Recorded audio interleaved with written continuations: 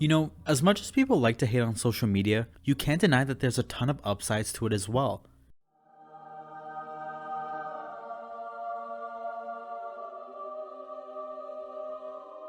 For regular people like us, it helps keep us in touch with people regardless of where they are in the world. And for companies, it allows them to place their products in front of plenty of new eyeballs while also learning more about their customers and their needs. But it's important to realize that social media is still a relatively new phenomenon. So if you're a company that's actively posting on social media, you've got to be really careful of what you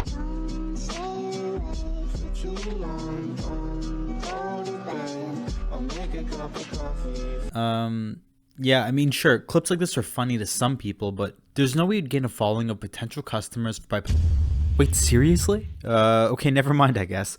Here's how Lotus Cars, a not so popular sports car brand, dominated TikTok. As I was saying earlier, although the concept of marketing and sales has been around for a long time, social media is still somewhat new, which means a lot of these companies have to learn the ropes in order to leverage it effectively. Not to mention, there's an even bigger risk now, where a company can make a post that doesn't really resonate with the general public. After all, companies getting into trouble with their customers based on their marketing is nothing new. Pepsi ran into this issue where they posted what a lot of people would consider to be a tone-deaf ad. Kendall Jenner might be able to give us world peace, but she wasn't able to save this commercial. Or how about Gillette, who posted one of the most disliked videos on YouTube.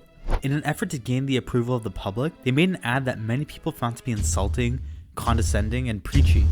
And it's even worse if you consider that the majority of the people who felt outraged by this were in their target demographic for potential customers, which explains why you see so many companies taking the safest route when it comes to their creative decisions and how they handle sensitive topics.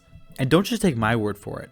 Pay attention to the topics that these companies will speak on, the stances that they'll take, and how they'll try to stay on the public's good side. As I said in my video about the gaming industry, it's no secret that companies will act in their own best interest. There's nothing inherently wrong with this, it just is what it is. But one thing I tend to notice though, is that in an effort to maintain a clean image to the public, you end up becoming super predictable, to the point where you just seem like every other company. It's as if companies are terrified of the idea of stepping out of line and unintentionally creating their next big scandal. But that might be counterintuitive though.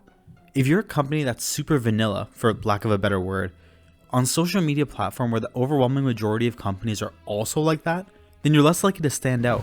And with so much competition, how does a brand stand out on social media? And that brings us to Lotus Cars on TikTok. For those of you who don't know, Lotus Cars Limited is a not so popular British automotive company. And actually, while we're on the topic of this, I'm curious to see if y'all have heard of Lotus before. So if you have, let me know where and when in the comments below. Anyways, where was I? And while Lotus has been around for decades, they've never really reached mainstream popularity like their competitors Ferrari, McLaren, Porsche, and Aston Martin. That's not to say that there's some nobody who makes terrible cars. To me, they make some pretty nice looking cars actually. And after just a few Google searches, you'll see that the brand has always had a loyal following that continues to sing their praises. The truth of the matter is that they've never been as popular as a lot of their peers. If you ask the average person, they'll know what a Ferrari or a Porsche is, but a Lotus? Probably not. So how is it that so many more people know about the brand now? You may or may not have noticed, but TikTok has changed the way we consume content. Now there's a huge emphasis on short form videos that are presented to the viewer. But with shorter videos like those on TikTok, creators have to do their best to capture their audience's attention quickly in order to keep them watching and coming back for more. Sure, Lotus has their share of cinematic and quote unquote professional videos, but the videos like this seem to perform the best. And you might think, yeah, well, views are one thing, but how do people actually feel about the brand? How are the viewers engaging with the content? And that's the best part. Their viewers love it. On a video like this, you'll have people acknowledging that Lotus rarely posts their cars, and it's even a running joke. People like what the account has done, so much so that it's gotten to the point where you even have people asking the admin how he's doing. And while we're actually talking about the admin who helped orchestrate this, I'm not going to mention any of his personal info even though it's made public on their account, but he's just some dude, which is great. You get the impression that this guy's just shitposting from a corporate TikTok account. And ultimately this goes back to what I was saying earlier. When you have so many companies trying to play it safe, to the point where it just feels inauthentic, it's so refreshing to see an account like this go against the grain. And the best part, the freedom that Lotus has given their TikTok admin has paid off. At the time of recording this video, here's how Lotus stacks up with respect to their competitors. Now of course, let me remind you that this is just one side of the story. Obviously social media clout is just that, and doesn't necessarily translate into revenue and sales. But in today's day and age, attention is currency.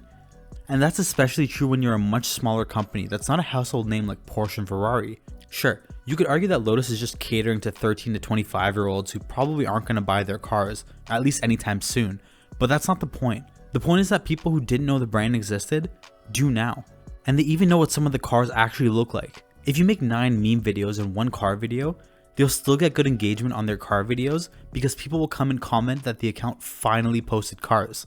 Plus, I think people are much more receptive to products when it doesn't feel like it's being forced in their faces. By providing entertainment, laughs, and even a sense of community, people won't be bothered as much when they're being shown a car. I personally think that's a great approach to get your name out there. After all, people remember how you make them feel. And sure, these videos might not appeal to their target audience, but young people end up sharing these videos to other young people. And one thing is guaranteed, it's that young people will eventually grow up. Maybe their parents might hear the name Lotus being thrown around, maybe they'll even be able to recognize one on the streets, which again is a big deal because even though these cars stand out, in my opinion, the general public wouldn't be able to identify one. And above everything else, if they end up in the position to purchase a higher end car, maybe they won't go straight to Porsche or Audi right away. Maybe, just maybe, they'll remember that Lotus exists too. And I know I'm gonna get comments like this, and yes, I know that Lotus Cars wasn't the first account to do this style of videos, but after looking at the following that they've gained and the support that they've gotten, I can't help but think that they've completely changed the game when it comes to companies on social media. So when it comes to Lotus Cars, TikTok hasn't been the same since they've gained popularity on the platform. Do they continue on with the reputation they've built? A reputation of shit posts and high quality edits? Not to mention a continuous stream of posts that have nothing to do with cars? Or do they revert back to the same old formula? The one that's been used 1,000 times over? Well, if you made it to the end of the video, I'd really appreciate it if you can go ahead and leave a like on the video and subscribe for more videos like this. If you like this one, then I suggest you check out this video, where I spoke about the current state of the gaming industry and who's to blame. With all that said, thanks for watching.